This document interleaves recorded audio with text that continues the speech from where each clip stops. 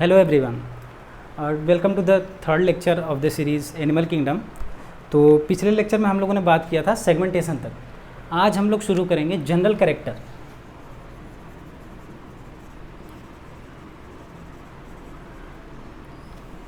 तो हम लोग सारे फाइलम्स का एक जनरल कैरेक्टर लेंगे। Protozoa,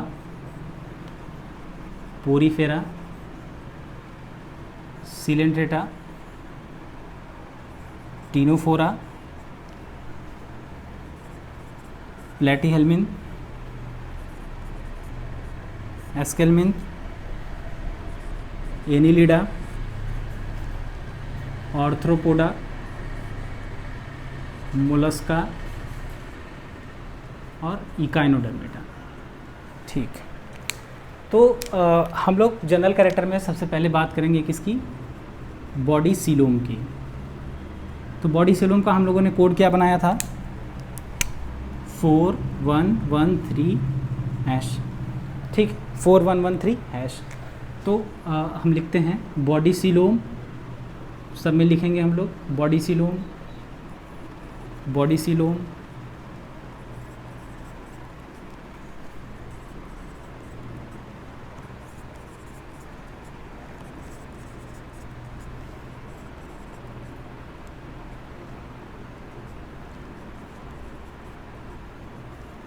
body coelom. ठीक है, तो पहले चार में बॉडी सीलोम एब्सेंट था, एब्सेंट एब्सेंट एब्सेंट, 1 2 3 और इसमें भी एब्सेंट था। अगले में ए सीलोम था, ए सीलोम, फिर स्यूडोसीलोम, ए सीलोम, स्यूडोसीलोम, और बाकी 3 में साइजोसीलोम था, साइजोसीलोम, साइजोसीलोम, इसमें भी साइजोसीलोम है और इसमें एंटेरोसीलोम था।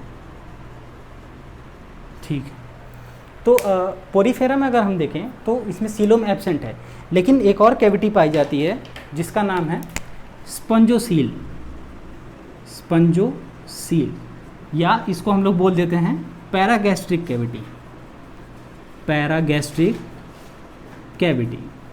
तो इस कैविटी में क्या है कि एक कैविटी है जिससे वाटर इनलेट होगा उसका, और एक कैविटी है जिससे वाटर का आउटफ्लो होगा। तो जिससे वाटर इन करेगा उसको हम लोग बोलते हैं ऑस्टिया, और जिससे वाटर आउटफ्लो करेगा उसको हम लोग बोल देंगे ऑस्कुलम, उसको हम लोग बोल देंगे ऑस्कुलम।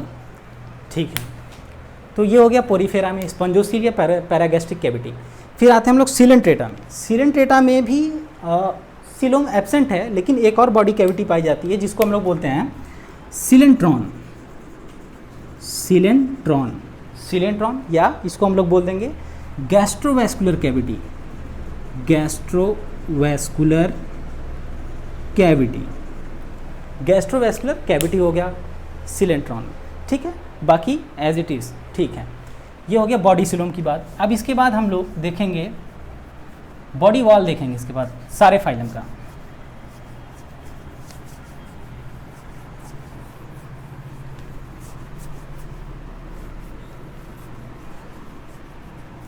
तो जो सेकंड जनरल कैरेक्टर है सबका वो है बॉडी वॉल, बॉडी वॉल, इन सब का हम बॉडी वॉल देखेंगे। तो हम ऐसे लिख देंगे सबको,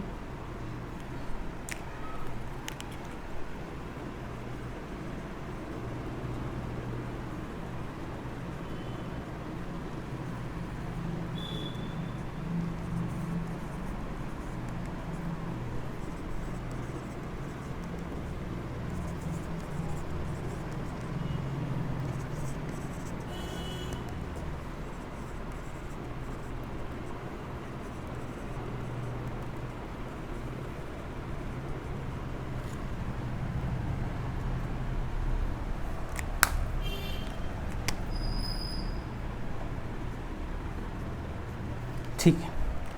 तो अगर हम बॉडी वॉल देखें प्रोटोजोअन्स में, तो इनमें एक डेलिकेट मेम्ब्रेन होता है। इनमें क्या होता है? Delicate membrane. और ये डेलिकेट मेम्ब्रेन को अलग अलग ऑर्गेनिज्म में अलग अलग नाम से जाना जाता है, जैसे कि कुछ में इसको बोलते हैं पेलिकल, या टेस्ट शेल या लोरिका, इन सारे नामों से जाना जाता है प्रोटोजोन्स में। फिर पोरिफेरा में अगर हम देखें बॉडी वॉल, तो इसमें 3 अलग अलग लेयर्स हैं। पहला PAC, इसको हम ऐसे याद करेंगे, PAC, P for pinacoderm,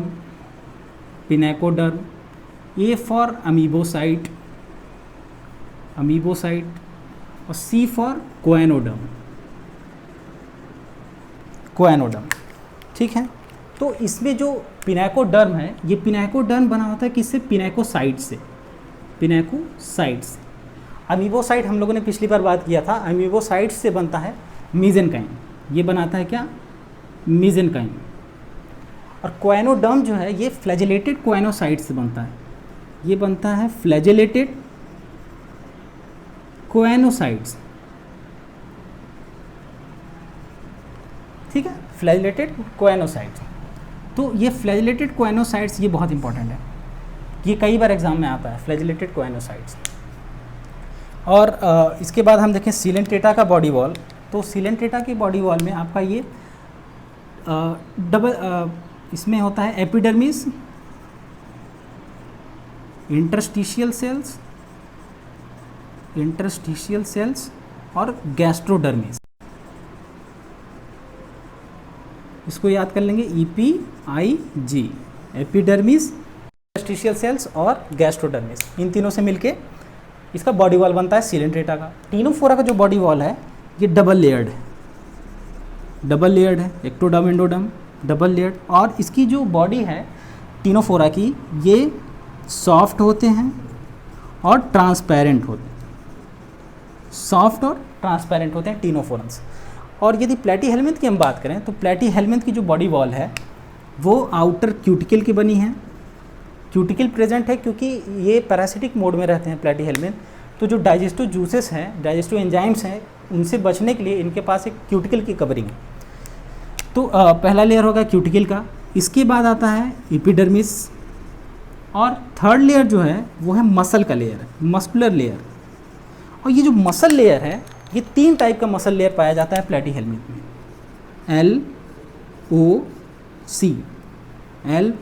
LOC, longitudinal, oblique और सर्कुलर। लॉन्गिट्यूडिनल, ऑब्लिक और सर्कुलर, 3 टाइप का मसल लेयर हो गया प्लेटीहेल्मिन्थ में। इसके बाद एस्केलमिन्थ में अगर हम देखें, इसकी बॉडी वॉल में भी क्या पाया जाएगा? आउटर क्यूटिकल, सबसे बाहर क्यूटिकल है, उसके बाद क्या है? एपिडर्मिस है, और सबसे इनर मोस्ट लेयर कौन सी है? मसल लेयर है। तो इसमें जो खास बात है वो इसके एपिडर्मिस की है। एस्केलमिन्थ का जो एपिडर्मिस है वो सिंचिशियल विदाउट सीलिया, ये इसका कैरेक्टरिस्टिक फीचर है एपिडर्मिस का, सिंचिशियल विदाउट सीलिया, वेरी इंपॉर्टेंट। तो मसल लेयर अगर हम देखें एस्केलमिन्थ में, तो इसमें जो मसल लेयर है वो सिर्फ लॉन्गिट्यूडिनल मसल लेयर पाया जाता है और कोई मसल लेयर नहीं है इसमें एस्केलमिन्थ में। फिर हम आ जाते हैं एनिलिडा में। एनिलिडा में अगर हम देखें बॉडी वॉल, तो इसमें भी आउटर क्यूटिकल है, इसके बाद फिर एपिडर्मिस आता है, फिर इसके बाद क्या आएगा? मसल लेयर आएगा। लेकिन इसके मसल लेयर में सिर्फ कौन कौन सी लेयर होंगी?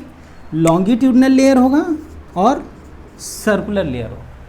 इसमें LOC है, लॉन्गिट्यूडिनल, ऑब्लिक और सर्कुलर। इसमें ओनली L है, सिर्फ लॉन्गिट्यूडिनल लेयर है, और अगले वाले में सिर्फ लॉन्गिट्यूडिनल और सर्कुलर है, LC लेयर है। एनिलिडा का बॉडी वॉल हो गया। इसके बाद अगर हम देखें आर्थ्रोपोडा का बॉडी वॉल, तो इसका जो बॉडी वॉल है ये काइटिनस एक्सोस्केलेटन का बना है, काइटिनस एक्सोस्केलेटन। जो काइटिनस एक्सोस्केलेटन है मतलब कि काइटिन का बना है, और काइटिन जो है ये repeated unit of N acetyl glucosamine, NAG, N acetyl glucosamine के रेसिड्यू से बनता है ये काइटिनस एक्सोस्केलेटन। और इसके अलावा इसमें क्या होता है? एक कैरेक्टरिस्टिक फीचर ये हो गया, दूसरा स्ट्रिप्ड मसल बंडल।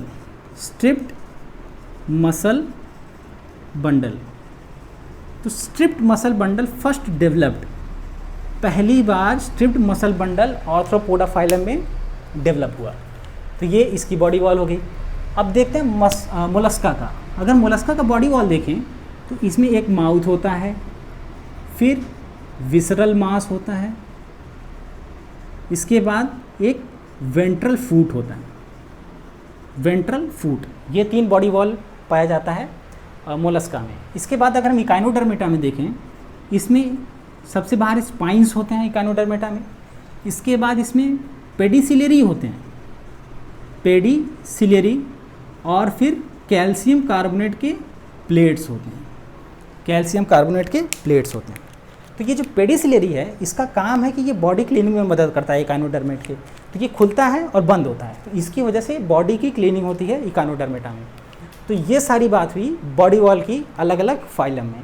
इसके बाद हम देखेंगे डाइजेस्टिव सिस्टम। तो सारे फाइलम का हम एक कंपैरेटिवली स्टडी करेंगे डाइजेस्टिव सिस्टम का।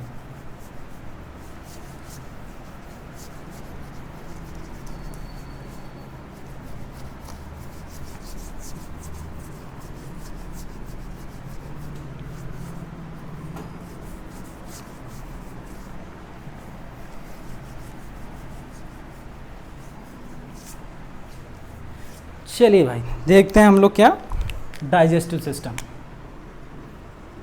डाइजेस्टिव सिस्टम ये कौन सा? 3rd number. पहला था बॉडी सिलोम की बात कर ली हम लोग, दूसरा था हम लोगों ने बॉडी वॉल की बात कर ली, तीसरा अब हम लोग बात कर रहे हैं जनरल कैरेक्टर में डाइजेस्टिव सिस्टम की। तो डाइजेस्टिव सिस्टम जो है, जो डाइजेशन है वो इंट्रासेल्यूलर भी होता है, intracellular, intra and extra cellular भी होता है, इंट्रा एंड एक्स्ट्रा सेल्यूलर भी होता है। इसके अलावा extra cellular digestion, extra cellular. तो कौन कौन से फाइलम हैं जिनमें ये पाया जाता है? तो अगर हम देखें इंट्रा सेल्यूलर डाइजेशन 1 और 2 में प्रोटोजोआ, पोरीफेरा, 3, 4, 5 में इंट्रा और एक्स्ट्रा सेल्यूलर डाइजेशन दोनों होता है, 1, 2, 3, 4, 5 में।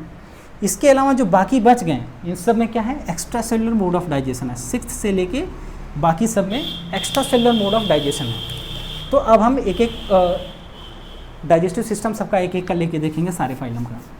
तो अगर प्रोटोजोआ का हम देखें तो प्रोटोजोआ में हम बात करते हैं मोड ऑफ न्यूट्रिशन का। प्रोटोजोआ में हम बात करते हैं मोड ऑफ न्यूट्रिशन का, ठीक है। तो प्रोटोजोआ में हम पहला देखेंगे holozoic. Holozoic mode of nutrition पाया जाता है अमीबा में, ये पाया जाता है अमीबा में, इसको याद करना है, ठीक। Holozoic mode of nutrition. दूसरा अगर हम देखें mixotrophic mode of nutrition, mixotrophic ये किस में होता है? Mixotrophic mode of nutrition Euglena में होता है, इसको भी याद करना है, वेरी इंपॉर्टेंट। अगला हम देखेंगे कि parasitic mode of nutrition, parasitic mode of nutrition ये किस में है? ये है प्लाज्मोडियम, प्लाज्मोडियम, ठीक है। सारे जूलॉजिकल नेम है तो सबके नीचे अंडरलाइन होगा। तो होलोजोइक, मिक्सोट्रॉफिक, पैरासिटिक ये तीनों मोड ऑफ न्यूट्रिशन अलग अलग फाइलम में पाए जाते हैं। इसके अलावा अगर हम देखें पोरीफेरा में, तो पोरीफेरा में जो मोड ऑफ न्यूट्रिशन है, तो पहले तो हम सबका लिख लें कि इंट्रा और एक्स्ट्रा सेलुलर डाइजेशन किस में है। तो जैसा कि हम लोगों ने देखा कि फर्स्ट और सेकेंड में इंट्रा सेलुलर डाइजेशन था, तो डाइजेशन कैसा है? इंट्रा। डाइजेशन इसमें क्या है? इंट्रा, ठीक है। इसमें डाइजेशन क्या था? पहले 1, 2 में इंट्रा हो गया, बाकी सब में इंट्रा एक्स्ट्रा, अगले 3 में intra extra, intra extra, intra intra intra extra, intra extra, और इसमें भी इंट्रा एक्स्ट्रा, इंट्रा एक्स्ट्रा, बाकी सब में extra cellular mode of digestion है, extra cellular mode of digestion, इसमें भी एक्स्ट्रा है, इसमें भी एक्स्ट्रा है, और इकानोडर्मेट में भी extra cellular mode of digestion, ठीक है। तो जो पोरीफेरा का इंट्रासेलुलर डाइजेशन है वो कोएनोसाइट द्वारा किया जाता है, कोएनोसाइट्स। तो जो कोएनोसाइट्स इसमें प्रेजेंट थे पोरीफेरा के बॉडी वॉल में, वो इसके इंट्रासेलुलर डाइजेशन में मदद करते हैं। ठीक है, अगली हम बात करते हैं सिलेंट्रेटा में। इसमें इंट्रा एक्स्ट्रा दोनों हैं। तो इंट्रासेलुलर मोड ऑफ डाइजेशन इसका कौन करेगा? Gastrodermal cells. और extra cellular mode of digestion कौन करेगा? Gastrovascular sales. इसको शॉर्ट में याद कर लें, जीडी सेल्स और जीवी सेल्स। ठीक है, जीडी सेल्स गैस्ट्रोडर्मल सेल्स, जीवी सेल्स गैस्ट्रोवैस्कुलर सेल्स। तीनों फोरा में intra extra cellular mode of digestion है। प्लेटीहेल्मिन्थ में अगर हम देखें तो प्लेटीहेल्मिन्थ की 3 क्लासेस हैं। आगे चल के हम देखेंगे तो प्लेटीहेल्मिन्थ की 3 क्लासेस। पहला टर्बिलेरिया, ठीक है, दूसरा ट्रिमेटोडा और तीसरा सिस्टोडा। टर्बिलेरिया, ट्रिमेटोडा, सिस्टोडा, 3 इसकी क्लासेस हैं। टर्बिलेरिया में आपके प्लेनेरियंस आ जाते हैं, ट्रिमेटोडा में आपके फ्लूक्स आ जाते हैं और सिस्टोडा में टेपवर्म आ जाते हैं। तो इसमें खास बात क्या है कि जो टर्बिलेरिया और ट्रिमेटोडा है, इन दोनों में डाइजेस्टिव ट्रैक्ट ये क्या होता है? इनकम्प्लीट होता है। डाइजेस्टिव ट्रैक्ट इन दोनों में इनकम्प्लीट है। इनकम्प्लीट है मतलब क्या है हुआ इसका कि एनस एब्सेंट है इसमें। टर्बिलेरिया ट्रिमेटोडा में एनस एब्सेंट है। सिस्टोडा में अगर हम देखें तो यहाँ पे डाइजेस्टिव ट्रैक्ट कंप्लीटली एब्सेंट है सिस्टोडा में। तो सवाल ये आता है कि अब जब डाइजेस्टिव ट्रैक्ट है ही नहीं तो ये न्यूट्रिशन कैसे लेगा? तो ये मोस्टली ये पैरासिटिक मोड ऑफ न्यूट्रिशन में रहते हैं। तो इनको इवोल्यूशन के दौरान इनकी डाइजेस्टिव ट्रैक्ट ऑलमोस्ट ख़त्म हो चुके हैं। तो ये इनका जो एब्जॉर्प्शन होता है न्यूट्रिशन का, वो इनके बॉडी सरफेस से एब्जॉर्प्शन होता है। तो न्यूट्रिशन का एब्जॉर्प्शन कैसे होगा? Body surface, directly body surface. ठीक है, इसके बाद हम देखें एस्केलमिन्थ में। एस्केलमिन्थ में कंप्लीट डाइजेस्टिव ट्रैक्ट है। एस्केलमिन्थ में क्या है? कंप्लीट डाइजेस्टिव ट्रैक्ट है। तो इसमें क्या हुआ? माउथ है, माउथ पाया जाता है, फेरिंग्स पाया जाता है, इंटेस्टाइन पाया जाता है और एनस पाया जाता है।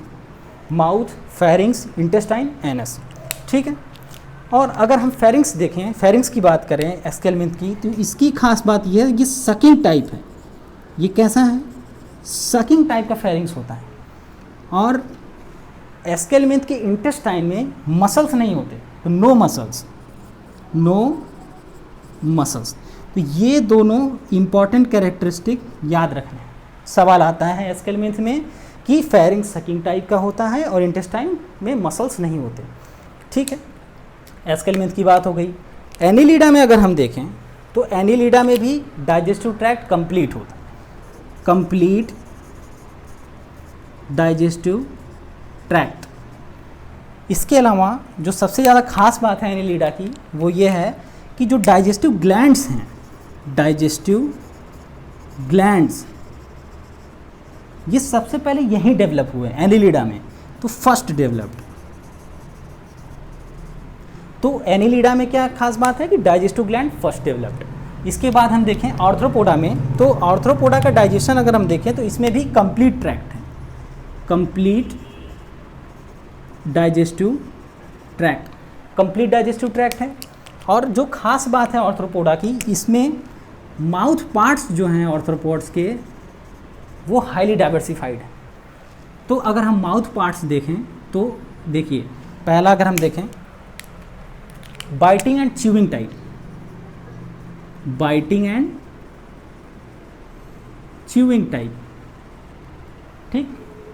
दूसरा है च्यूइंग एंड लैपिंग टाइप, तीसरा है पियर्सिंग एंड सकिंग टाइप,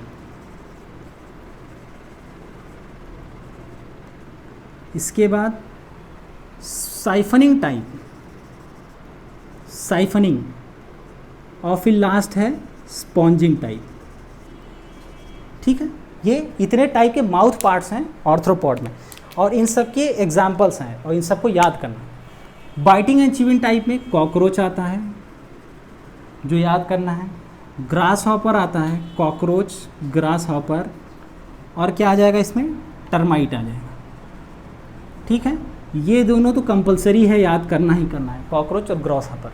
तो इन दोनों का अक्सर एग्जाम्पल पूछा जाता है।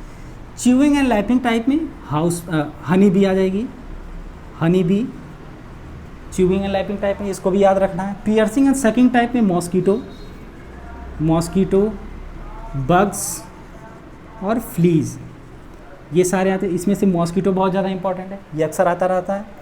साइफनिंग टाइप में अगर हम देखें तो इसमें आ जाएगा बटरफ्लाई, और स्पॉन्जिंग टाइप में देखें तो हाउस फ्लाई। ये एग्जाम्पल्स हैं इन सारे माउथ पार्ट का।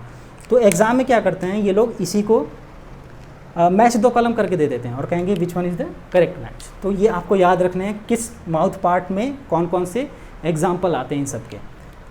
तो ठीक है, ये हो गया बात आर्थ्रोपोडा की। इसके बाद अगर हम देखें मोलस्का में, तो मोलस्का का भी डाइजेस्टिव ट्रैक्ट कंप्लीट है, complete digestive tract, complete digestive tract. Mollusca की सबसे खास बात अगर हम देखें, इसके माउथ में एक ऑर्गन पाया जाता है जिसका नाम है रेडुला। ये याद करना है, ये बिल्कुल ब्रह्मास्त्र है, ये बहुत फेमस है, कई एग्जाम में कई बार पूछा जाता है। रेडुला क्या है, और रेडुला एज इट इज़ याद कर लेंगे, ये क्या है, रेस्पिंग ऑर्गन है। रेस्पिंग ऑर्गन मतलब कि फूड की क्रशिंग में मदद करता है, क्रशिंग ऑफ फूड, किसमें मदद करेगा ये, क्रशिंग ऑफ फूड। ये हो गया रेडुला, किसमें पाया जाता है, मोलस्का में। ठीक है, इसके बाद हम आते हैं लास्ट फाइलम इकानोडर्मेटा में। इसमें भी क्या है, डाइजेस्टिव ट्रैक्ट कंप्लीट है, कंप्लीट डाइजेस्टिव ट्रैक्ट है। और इसमें क्या हम जान सकते हैं, इसमें हम देखेंगे कि इसका जो माउथ है वो लोअर साइड में है, और जो इसका एनस है वो अपर साइड में। ठीक, माउथ लोअर साइड में है और एनस क्या है, अपर साइड में। तो ये सारी बात हो गई पूरा डाइजेस्टिव सिस्टम की। ये एक जनरल कैरेक्टर, हम लोगों ने आज 3 जनरल कैरेक्टर पढ़ लिए हैं। बॉडी सीलोम का बारे में हम लोगों ने देख लिया पूरा, और फिर हम लोगों ने डाइजेस्टिव सिस्टम भी पूरा देख लिया, बॉडी वॉल भी देख लिया, तीनों हम लोगों ने देख लिया। इसके बाद बाकी सिस्टम्स जो हैं, respiratory system, circulatory system, excretory system और पूरा रिप्रोडक्शन, बाकी हम लोग धीरे धीरे एक एक वीडियो में कवर करते हुए चलेंगे। तो आज के लिए इतना काफ़ी है। Thank you.